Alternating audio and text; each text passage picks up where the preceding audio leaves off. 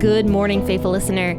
You are listening to the Bible Explained podcast, where the Bible gets explained. So grab your cup of coffee and stay tuned as we read through the book of Deuteronomy.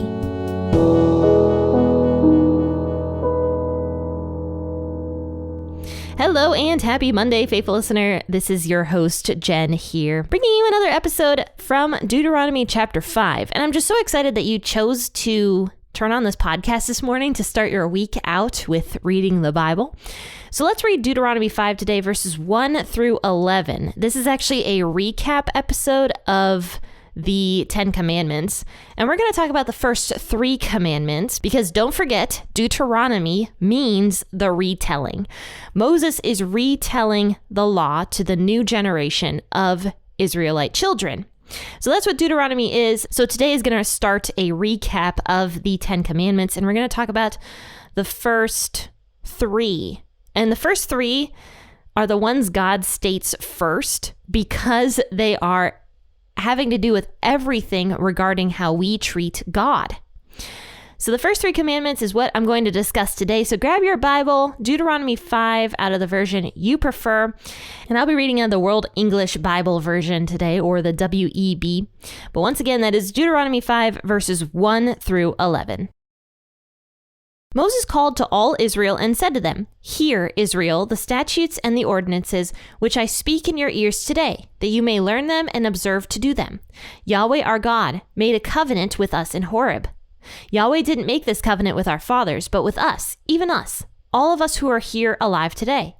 Yahweh spoke with you face to face on the mountain out of the middle of the fire. I stood between Yahweh and you at that time to show you Yahweh's word, for you were afraid because of the fire and didn't go up into the mountain, saying, I am Yahweh your God, who brought you out of the land of Egypt, out of the house of bondage. You shall have no other gods before me. You shall not make a carved image for yourself, any likeness of what is in heaven above, or what is in the earth beneath, or that is in the water under the earth. You shall not bow yourself down to them, nor serve them, for I, Yahweh your God, am a jealous God, visiting the iniquity of the fathers on the children and on the 3rd and 4th generation of those who hate me, and showing loving kindness to thousands of those who love me and keep my commandments. You shall not misuse the name of Yahweh your God, for Yahweh will not hold him guiltless who misuses his name." So if you've been listening to the podcast for a while and you've, went through the book of Exodus with me, you'll know that we already discussed a little bit about the 10 Commandments, particularly in my episode from Exodus chapter 20, though I've mentioned them a handful of times since then. But if you notice, if you go back to Exodus 20 and read the 10 Commandments, it's basically verbatim from Deuteronomy 5. It's like pretty much the exact same thing, and Moses is retelling it to this new generation of people. So here's what it says in verse 1 of Deuteronomy 5. Moses called to all Israel and said to them, "Hear, Israel." So in other words, hear what I'm about to tell you. "Hear, Israel, the statutes and ordinances which I speak in your ears today, that you may learn and observe and do." So they're supposed to be learning from Moses, observing Moses, and not just observing, but then eventually doing them. That is the point of Moses. That was the point of the judges. That was the point of the priests, was to teach the people to do God's law. So basically Moses is almost like, look at the example that I am setting for you in a sense. Verse 2, "Yahweh our God made a covenant with us in Horeb." Yahweh didn't make this covenant with our fathers, but with us. God gave this law specifically to this generation of people, not to Abraham and to the patriarchs, but to this generation. And Moses is kind of like, you're blessed in a sense because you guys are the ones who have gotten this law. So then he says, Yahweh didn't make this covenant with our fathers, but with us, even us, all of us who are alive here today. And then he even goes on to say how Yahweh spoke face to face with you on the mountain out of the middle of the fire. And this is going back to Exodus 20 once again, where God was literally going to speak to the people, and he did. He spoke from Mount Sinai out of this like thick cloud of darkness, and then there was like thunder going on. I think the mountain shook at one point. If you read Exodus chapter 19, the mountain was just going crazy with God's presence there. The mountain was shaking. There was darkness. There was clouds. There was lightning. There was fire. There was just all sorts of stuff going on. And the people were freaked out because they saw God's presence there on the mountain and were absolutely terrified. Even before God told them not to come up on the mountain, the people right then and there, just seeing God's presence like that, they were absolutely horrified. So then at that point, God is like, okay, no one come up on the mountain. Only Moses and Aaron are allowed to come onto the mountain, basically. God still spoke to the entire congregation of people. And Moses specifically told the people well in advance to prepare themselves to hear God's voice. So they were supposed to do a handful of things. They were supposed to like wash themselves, I think it was. I think they were supposed to wash their clothes and also wash themselves. And they were also supposed to abstain from sex. So they were supposed to make themselves as pure as possible in order to hear God's voice. But it wasn't enough. The people still, after doing all that for 3 days, were still not ready to experience God's presence. So they were horrified. They were so scared. And so God says, don't let any of the people come near the mountain. Only you, Moses, and Aaron. Aaron was Moses' brother. Only they were allowed to go up on the mountain. So that's what Moses says. He says, I stood between Yahweh and you at that time to show you Yahweh's word, for you were afraid because of the fire and didn't go up onto the mountain. So then after this, Moses says, God said to you, I am Yahweh your God, who brought you out of the land of Egypt, out of the house of bondage. So even though God's presence was up on that mountain, God is so glorious and so huge, so big. I mean, think of a mountain, right? I mean, I don't live near mountains. There's no mountains in Ohio. It's a pretty flat state.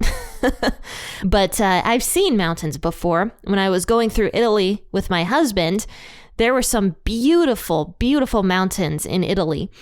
I just remember being awestruck by these absolutely gorgeous mountains with like waterfalls and everything when we were going through Italy by train. And I was, like I said, awestruck by these mountains. So think of a mountain and God's presence literally covering this entire mountain and his voice booming, being so big that it reaches the ears of every single person in the Israelite camp, which, by the way, there was probably approximately 2 million people living in that camp that heard God's voice there. So this just shows how big, I suppose, God really is, that he was able to cover a mountain and that his voice just boomed through everything and everybody was able to hear it. I mean, just think about how scary that would be. That would be just so beyond us, right? That we would be horrified. And that's what the people were. They were horrified when they heard God's voice coming out of the mountain.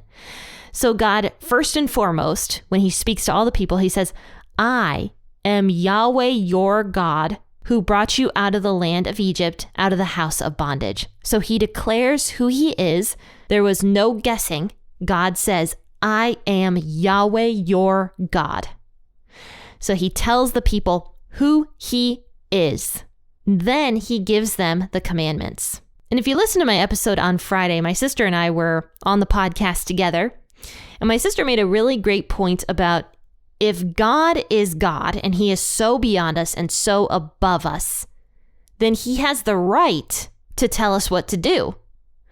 So first, God establishes the fact that he is God and that he is their God. He is the Israelites' God. He is Yahweh. He is the only God. Then he begins to tell the people what to do. So he starts with these 3 commandments that we're going to talk about today. He says, you shall have no other gods before me. Now, this does not mean that we can have other gods as long as Yahweh God is first. No, that's not what this means. When God says that you shall have no other gods before me, that literally means before God's face. So he doesn't want to see any other gods. He does not want to see us worshiping any other gods. He does not want us to have any carved images. He doesn't want us having any idols in our life. So it's not that we can worship other gods as long as we put Yahweh God first. That's not what this meant. That is not what God was saying here. He was saying, I don't want to see another God. I don't want to see you guys worshiping anything. And he goes on to explain why in a moment. He says, you shall not make a carved image for yourself, any likeness, anything. You shouldn't have any carved images. This is a point that Moses was making a lot in the last chapter of Deuteronomy. We talked about carved images quite a bit, and just idols in general, all through Deuteronomy 4. Moses made it super clear the people were not supposed to make any kind of image. They didn't know what Yahweh looked like. They didn't see a form in this fire. They heard the voice, but they didn't see what Yahweh looked like. So they can't make anything and worship it and call it Yahweh. They would be worshiping something else. They'd be worshiping a carved idol, an image, and assigning an identity to something that can't see, hear, or walk. And I already made this point, but I'll say it again. That would be like me. I enjoy painting. That would be like me trying to paint a picture of Jesus, even though we don't know what Jesus looks like, trying to paint a picture of that and then worshiping that picture. That would be absurd, right? Because we're not actually worshiping Jesus at that point. We are worshiping our man-made construct of Jesus. So God makes it very clear. Don't have any other gods and do not make any carved images. Then he says here, you shall not bow yourself down to these images nor serve them. For I, Yahweh your God, am a jealous God, visiting the iniquity of the fathers on the children and on the third and fourth generation of those who hate me, but showing kindness to thousands who love me and keep my commandments. So this is just God showing his mercy. Because we know that there have been times where God punished his people for turning away from him and for worshiping other gods. We see that God does end up punishing them and punishing their children as well, because the children were a part of all that. The children were taught to worship these little g gods. So God ended up taking them out of the promised land. But that only lasted for a little while. God never forgot his people, but in God's mercy, he eased up on the punishment very, very quickly, which we'll see later on also. But he says, if you love me and you follow my commandments and you serve me, your God, then I am going to show loving kindness to thousands of those who love me and keep my commandments. We see that God does that. When there is somebody who loves God, he often blesses the people that are around that person. He's not just blessing that person, but he's blessing everybody else who has contact with that person. For example, Joseph in the Old Testament. Joseph is one of my favorite Old Testament characters. He was in Potiphar's house. Potiphar was an Egyptian man who likely worshipped other gods, but yet God blessed Potiphar because of Joseph, and God blessed Potiphar's entire household because of Joseph. Not just blessing Joseph, but everybody that had contact with Joseph also, God blessed those people. And we see that a handful of times throughout Scripture also, where God shows blessing not just on the person, but on the people surrounding that person also. And that's just God's mercy. Even though those people might not be, Christian or something like that, God often does that. And I do believe that to this day, God does do that. I believe that God is the same yesterday, today, and forever. So I do think that God continually shows mercy and love and kindness to people who surround a Christian individual. So then after this, you shall not misuse the name of Yahweh your God, for Yahweh will not hold him guiltless who misuses his name.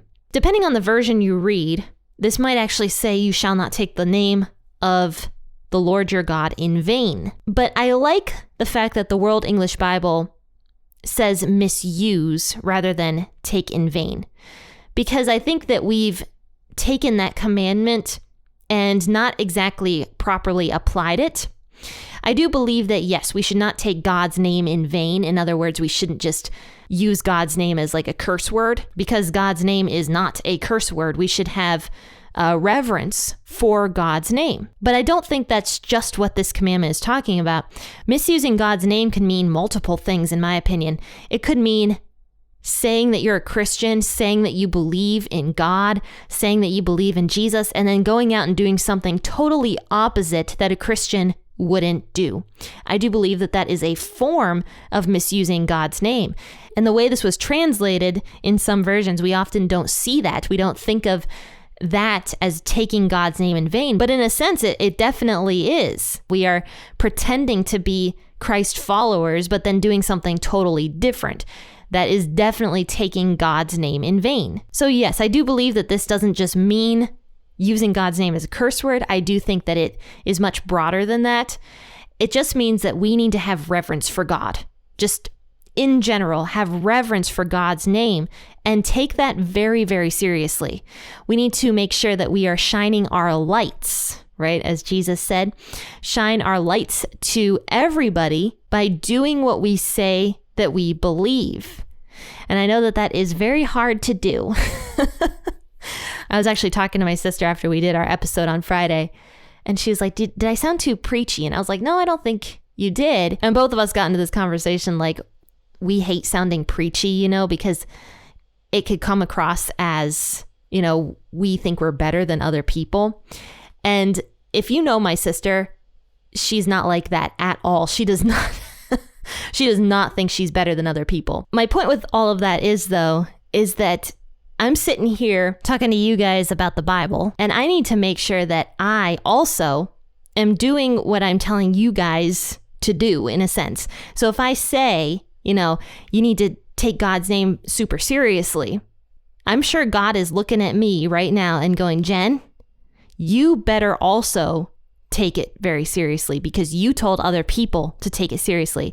So if I tell you guys to do something on this podcast and I'm not living it myself, that is, in a way, taking God's name in vain. And I do think this is why God judges leaders and teachers more strongly than other people. In fact, I just read today in the book of James that God judges teachers harsher than the average individual. And that is why people shouldn't become teachers just willy-nilly. James basically says that. He's like, don't everybody become teachers, because God does judge teachers more strongly than other people. And I think it all comes back to this commandment right here. If they are telling people to do something and they don't end up doing it themselves, or they're doing something opposite, then they are breaking this commandment about having reverence for God's name and not taking it in vain. So yeah, I think that's more of a warning than anything else, that Christians are supposed to be, in a sense, the priests. We are supposed to be leaders and showing people the correct way to live, right? I mean, Hebrews talks about that. And because you and I are Christians, because you and I have God's word, we need to be very careful not to break one of these first 3 commandments, because then that's teaching other people who see our lifestyle that it's okay to do that. And then that's leading people astray, away from God. So these first 3 commandments, very important, and we should be taking them very, very seriously. Well, faithful listener, before you go, my new YouTube video is going to be coming out very, very soon. So go over to the YouTube page. I have it linked in the bio of this podcast episode. Go over there and subscribe so that you don't miss any new episodes. That is exclusive content specifically for YouTube. So check out all the links in the bio of the podcast episode and subscribe to each thing. And also, don't forget that yesterday started Advent, which means you need to get your Advent books now. The one that I just published, The Teen Girl's Guide to Advent.